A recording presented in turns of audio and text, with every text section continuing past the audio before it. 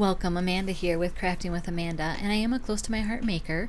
So today's layout video will be featuring the Isabella paper collection from Close to My Heart, plus other tools and things that Close to My Heart makes. So I grabbed the Make It From Your Heart Volume 5, and I pulled out this, I was just kind of flipping through looking for ideas, and I saw the triangle pieces, so I used it as inspiration, and I will say truly as inspiration.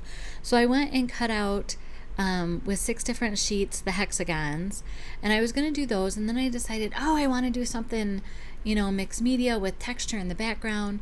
So I pulled out this, I call it a Dahlia Stencil, and then my textured paste, and I also pulled out the Blossom, which is a retired ink color, but it's a little bit darker than the ballerina that's in this paper pack. So when you mix it with the white, and I'll pull out my cardstock to a hexagon to kind of match the color, it makes it into the absolute correct color. So you just mix that around on your mat, and see there, it's a perfect match. And I'm not going to make you watch me do all the smearing through the stencil, but this is all you do. It's basically frosting a cake, and you rub it through, and you can make it as neat or as rough as you want. I kind of really wanted a rough look. So I also have these, it's a whole big box, and I'm going to show you the box of the Picture My Life cards. So I went through and I picked out ones that I thought would work with my layout. The theme of today is going to be, I pull out a bunch of things and I put them together, and then I'm like, nope, that's not going to work, and they don't end up in the final layout.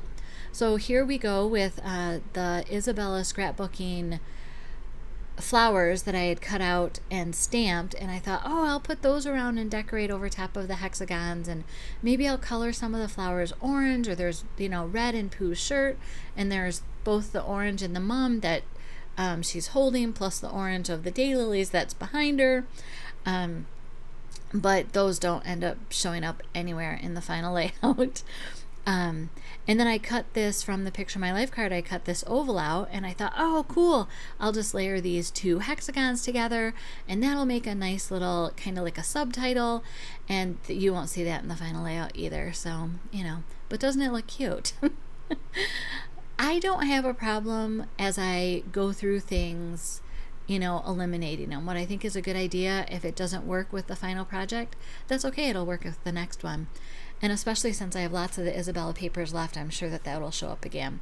So here what I'm doing is I'm just taking strips that were left over from the Cricut cut, and this is just notebook paper from the Picture My Life cards, and I'm just basically making them match this paper. So when I was cleaning out my stuff this weekend, I ran across this paper pack that's on my shelf, and I saw the daisies, and then when I'm doing the layout today, I thought, oh, I should do daisies instead of the Picture My Life, the Isabella scrapbook flowers. So I'm showing you here how to do some shaping of the daisies. And I do have a flower shaping video series. There's 3 videos in the series, and it walks you through shaping a whole bunch of different types of flowers. And I will put that link in the upper right corner of your screen, so if you want to check that out, you can. And there's more options, and I'm going to go through some of those here. Like this, I went and got the dry embossing stylus, and you just go around over each petal, and now I'm taking the center of the daisy, and I'm really just going in the width of the stylus around the edge to kind of make it fold over. And I'll put pop dot in the middle, so the fold over actually covers that pop dot. And here's another method that you can use. I thought people might want different options. So you don't shape the petals first, you go ahead and glue them together. I'm shaping the center of the daisy very similar, just folding over the edge, put a pop dot in the middle. I'm just using my bone folder to do that, or my scoring tool, excuse me. And now what I'm going to do is take that same scoring tool, and you kind of curl the edges like you would the old ribbon for gift packages. And that's also a different look here. So I did a close-up because you can see some of these flowers have been shaped and some of them haven't yet. And they really do make a difference when in real life. So these that you do with the scoring tool, they don't have the different, like the 2 layers aren't separate. They look more together because they've been curled together. So here's another quick tip for you. I cut my title on the Cricut, and this is, I believe, the art booking font from close to my heart, and I will have a list of all the tools and supplies that I use that are available, and there will be a Cricut affiliate link. So I just use washi tape to pull those off of my mat so they all stay together without having to weld every single letter, but they will stay in line, and all of that works. And so then when I lay them on my scrapbook layout, I will use my T-ruler to make sure that it's straight across, that it isn't going uphill or downhill. So I adhered all the title words, and then I wrote out my journaling, and I had meant to leave the corner of the journaling kind of open, and I didn't leave enough of it. So I need to find a new spot for my journaling card. That's what's happening here. One of the only places left on this layout is on the right page middle. But I think once this gets done, it was actually the way to do it, because I have my title on my left page, I have my journaling on my right, I have my clusters of daisies to pull your eye across the page, plus the cutie in the pictures. These leaves that I cut are in green willow, and it was from a die called Layer Leaves that sold out very quickly. It came out, I want to say, in the May-June seasonal catalog, and they are gone, and I apologize for that. I'm just going ahead right here, and I'm interlacing the leaves of the daisies, kind of like you would see them in real life. And I audition a few of the pieces before I put them down. I'm trying to work in odd numbers, so you'll see that I have 5 daisies that are showing up here.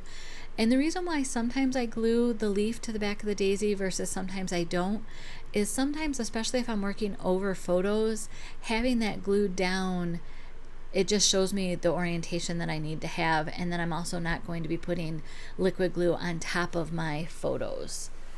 So I'm working on my other 2 clusters, pulling the leaves out. It's funny, the laciness of these leaves really do have a dramatic impact on this layout. So there's 5 flowers on the right page, kind of coming up towards the center.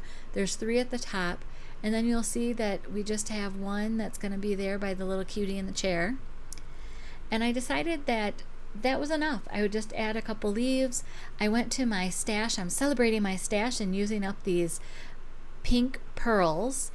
And although they were in a different color, it was a color of the year, I think Bashful, a few years ago, they work really well with this ballerina color. So again, for each cluster, I'm kind of doing the same thing. Not necessarily the same orientation, but if I add a pearl to one cluster, I'm going to add it to the other cluster. And I went ahead and pulled out the Isabella acrylic shapes, and they're really thin. I really like them. And I grabbed the hearts out of there, and they're different size hearts. So I just grabbed one of each size, and if you'll notice, I'll put the largest heart with the single flower, and instead of it getting lost with the 5 flowers. And the smallest little heart is up with the 3 at the top of the page. And I didn't show you, but I made these ribbon out of, it's white ribbon with a gold center. And here's the left page. You can see the texture in that texture paste. You can see the pearls and the heart, those leaves, how they all stand out. I don't think they detract from the photos. Here's some more of that texture that you can see on the layout, all those papers and hexagons. And I just did a free form of the hexagon, and I do want to apologize for not having that footage. I thought my camera was rolling, but it wasn't. Here's another video that you might be interested in, and if you haven't already subscribed to this channel, I try to do layout posts on Tuesdays or Wednesdays once a week, and then on Fridays we do a Fun Fold Friday card. Hope you're having a wonderful week. Blessings.